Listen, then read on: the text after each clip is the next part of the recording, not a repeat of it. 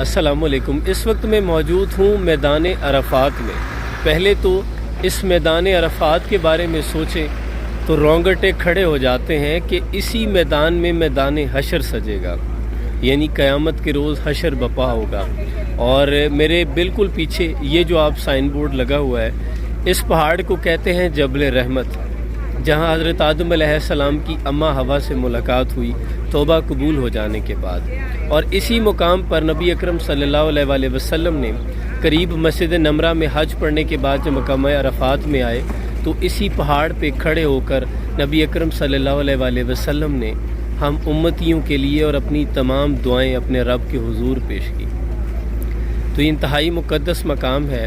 आज के रोज़ यहाँ जाने पर पाबंदी है, रास्ता बंद किया हुआ है उन्होंने आगे, इसलिए। लेकिन मैं बैक कैम से आपको जूम करके दिखा देता हूँ। बड़ी फजीलत है इस मकाम की। यहाँ खड़े होकर